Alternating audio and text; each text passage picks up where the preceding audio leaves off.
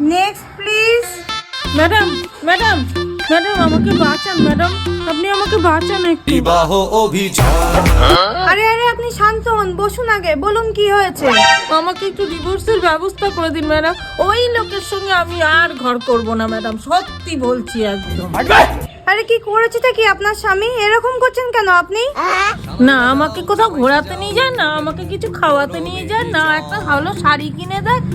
না না না না, আমি ওই লোকের সঙ্গে আর ঘর করব না ম্যাডাম। আপনার স্বামী আপনাকে ডিভোর্স দিতে চায় তো? না না, ও দিতে চাইবে না, চাইবে কেন? ও তো ফ্রিতে রান্নার লোক পেয়ে যাচ্ছে, ওর তো হয়েই যাচ্ছে। দেখুন, আপনার স্বামী যখন আপনাকে ডিভোর্স দিতে চায় না, তাহলে ব্যাপারটা মিউচুয়াল নয়। তাহলে এই কেস করতে হবে তো এটার জন্য। এটার জন্য কিন্তু 10,000 টাকা লাগবে। 10,000 টাকা হলে আমি আপনাকে ডিভোর্সের ব্যবস্থা করে দেবো। হাই কপাল, 10,000 টাকা? কি বলেন ম্যাডাম? বাবা মা তো পুরোহিতকে 1,000 টাকা দিয়ে আমার বিয়ে দিয়েছিল। 10,000 টাকা তোমায় দেবো কেন? 10,000 টাকা পকেট থেকে ঝাড়তে পারলে আমার অনেকগুলো শাড়ি গয়না হয়ে যাবে।